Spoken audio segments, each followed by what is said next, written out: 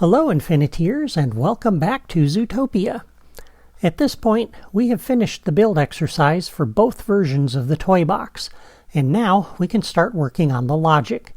And I know some of you are eager to see how the mystery logic works for the cases where you're looking for clues and talking to eyewitnesses and following the trail to the bad guys. But we're going to start with some of the easier cases and spontaneous events first. And the event that I want to cover today is the foot chase. My idea for this event comes from this scene in the movie, where Duke Weaselton has robbed a store and Judy takes off in pursuit. And what follows is an exciting foot chase through the streets of Zootopia. And I remember watching this and thinking about how I could implement something like this in the toy box, because normally, when you spawn an enemy in the toy box, it immediately starts looking for players to attack. But in this case, we want it to run away from the player. And so I did some experimenting, and I figured out how to do it. The key to this logic is the enemy trail guide, which you see here. And if you want to learn more about that, you can go and watch Toy Box Tutorials episode 32. You could also use a path creator, but that does not work as well, and I talked about some of the reasons for that in Toy Box Tutorials episode 36. The trick to making this work is the placement of the enemy trail guides. You don't want to place it behind a building, like you see here, because then the AI will get stuck and eventually give up and turn around and attack the player.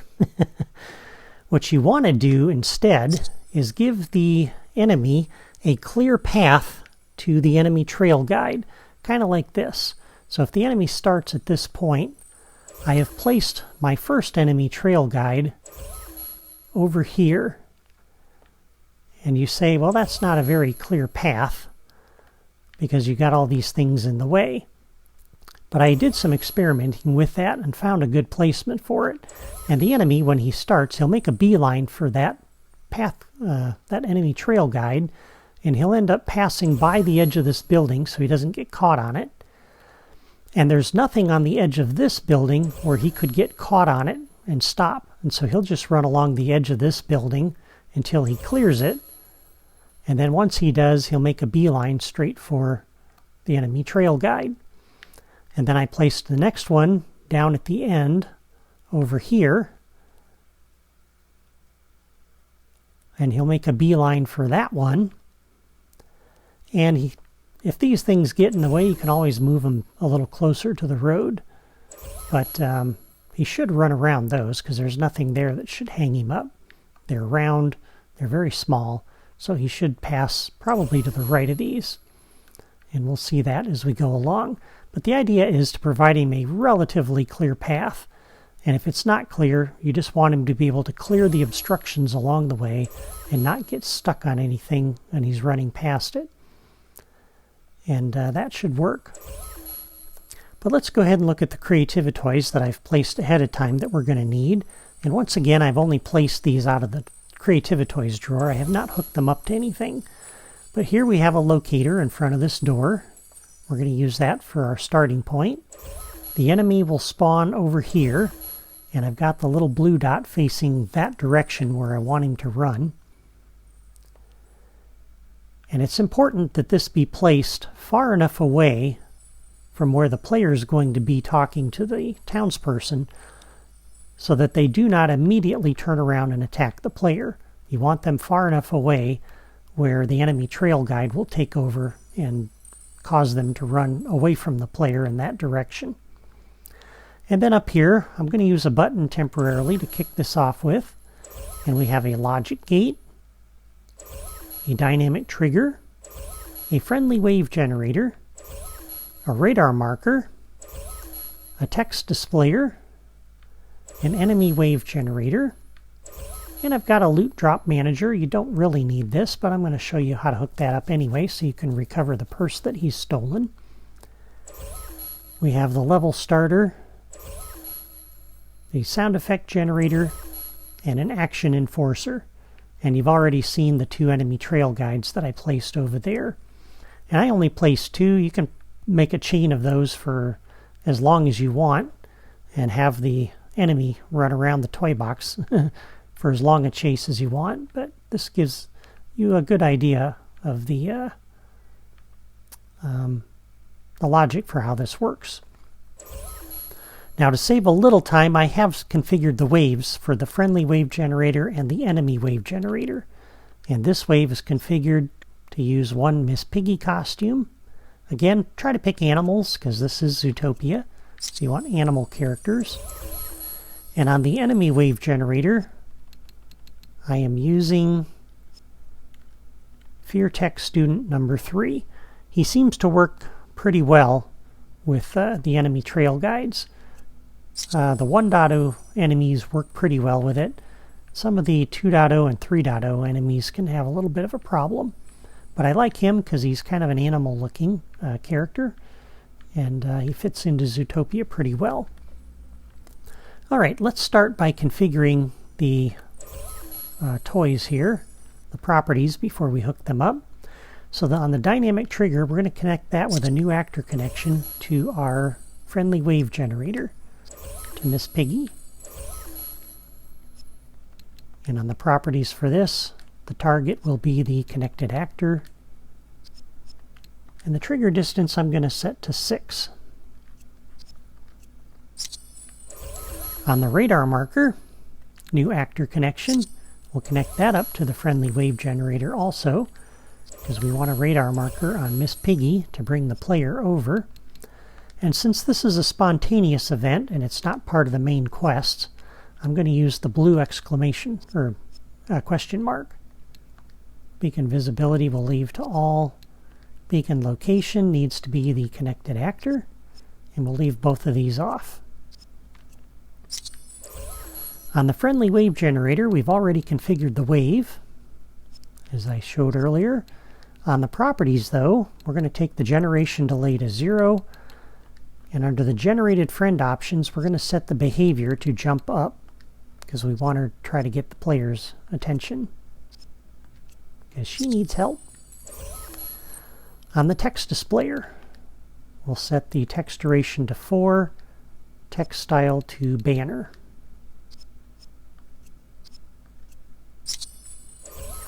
On the enemy wave generator, on the properties here, we're just going to take the generation delay to 0. On the loot drop manager, which is optional, we're going to leave this set to off. And for our loot pools, we're going to edit loot pool 1. We're going to set the enemy to be the same FearTech student number 3. And of course, this is all differently ordered than the enemy wave generator for whatever reason. And under the loot, we'll set this to use the Dunbrock collectible.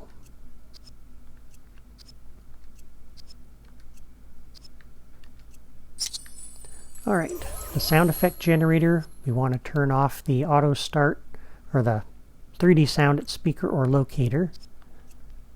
And I believe that is all of the properties on those. All that's left is the enemy trail guides, and you're going to set these up the same way. So no matter how many you use,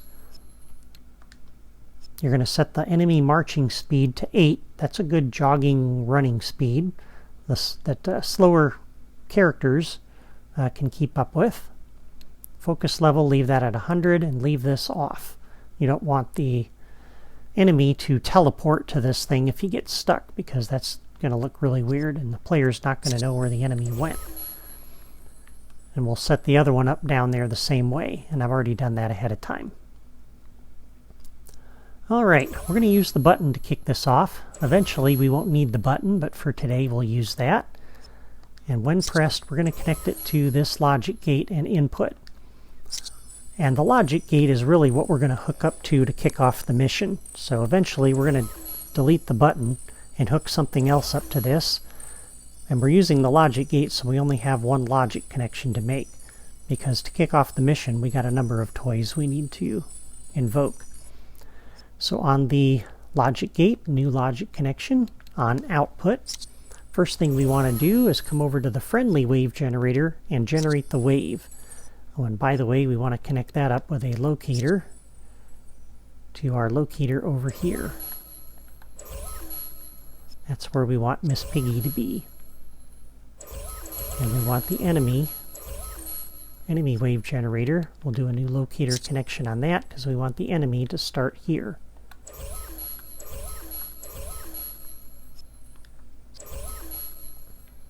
Okay, so we've generated the townsperson. Next thing the logic gate will do is a new logic connection on output. I want to turn on the dynamic trigger, and I want this off by default when you come into the toy box. So on the level starter, we'll do a new logic connection on catalyze, and we will turn off the dynamic trigger. This toy isn't going to do anything without Miss Piggy being in the toy box, but it's going to use up resources, CPU processing, and we're going to have a lot of dynamic triggers in here. So it's best to turn these off until you need them. Alright, so on the logic gate, a new logic connection on output. We will turn on the radar marker to draw the player's attention over here. And there we go. Those are the three things that the logic gate needs to do. Alright, so when the player approaches Miss Piggy, they will enter the radius that the dynamic trigger sets up around her. And so on the dynamic trigger, we'll do a new logic connection. When entered by player any, first thing I want to do, we'll turn off the radar marker because the player is here now, so we don't need that anymore. And on the dynamic trigger, or on the radar marker, we'll do a new logic connection. When that is deactivated, we'll come over to the dynamic trigger and turn that back off, because we only want to do this one time. And I think I did select deactivate, right? Yes. Alright. On the dynamic trigger, new logic connection when entered by player any.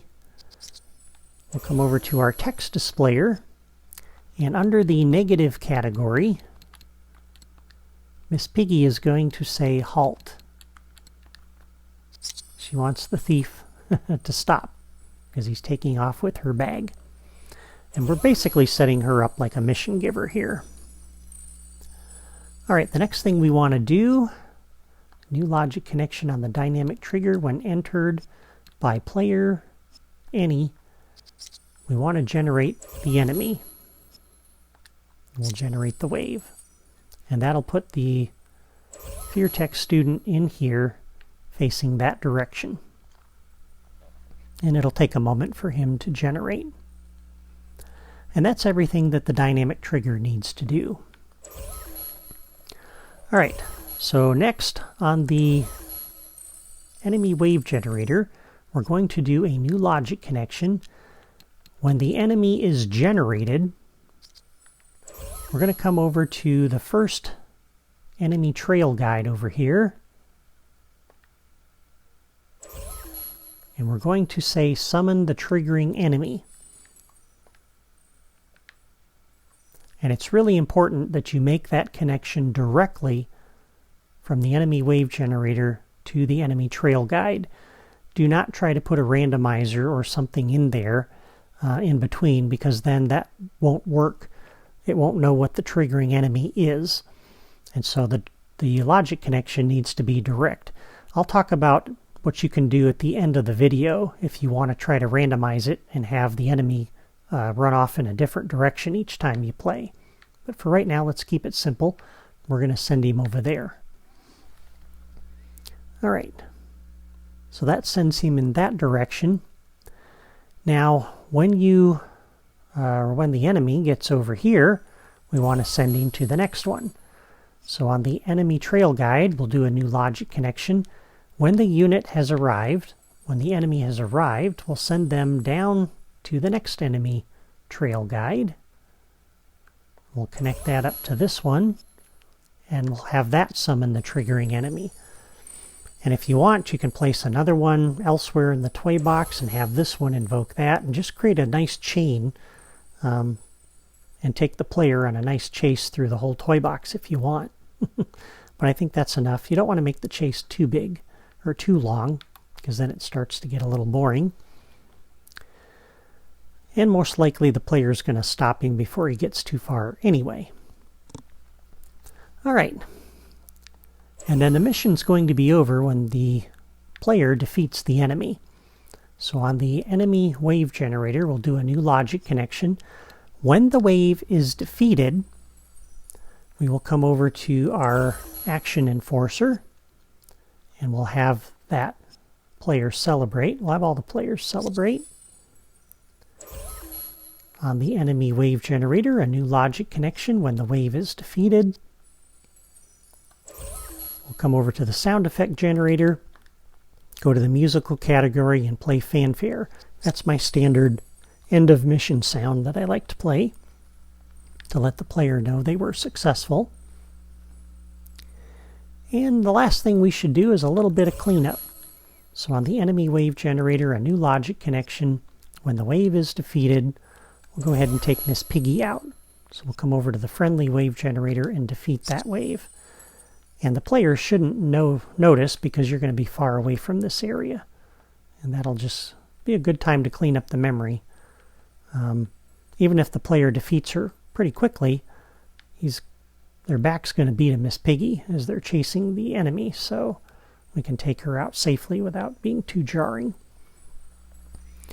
And that is the logic. There's really nothing you need to do with the loot drop manager. This will end up putting Miss Piggy, her bag, into the toy box wherever the enemy is defeated. That happens automatically. There's nothing we need to do other than having the level starter activate this, which I did not make that connection. On the level starter, on catalyze, we just need to make sure we activate that, and then that'll do what it needs to do. Okay, let's go ahead and try it out. So we'll push the button. That will put Miss Piggy into the toy box. And drop her over here. You can see there's a radar marker there. She's jumping up and down to try to get our attention. And it doesn't really matter which direction you approach her in, but I'm going to come from this direction just so I can see what happens when the enemy gets generated. So we come over here. She says halt. Notice the enemy shows up and starts running that way. Ha! And he goes around that lamppost. You can see he's heading for the corner of that building. Goes around it. Goes around the edge of that building. And he's heading for that trail guide. Reaches it. Goes on to the next one. Gets hung up a little bit there, but he goes around it. And on he goes. And once you have some townspeople in here, this will get a little bit more interesting. When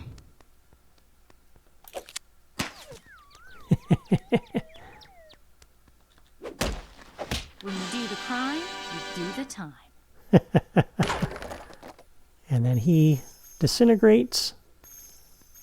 And you'll notice the loot drop manager didn't put the bag there. I think it actually did, but because she was so close to him, she picked it up right away. That was before he was even actually defeated, because it waits for that animation to do it. But technically he's defeated, and I believe the enemy, or the loot drop manager, put that there. I think that was the blue flash that you saw. If you use a long-range weapon or something like a pistol or whatever to take the enemy out, you'll see that spawn.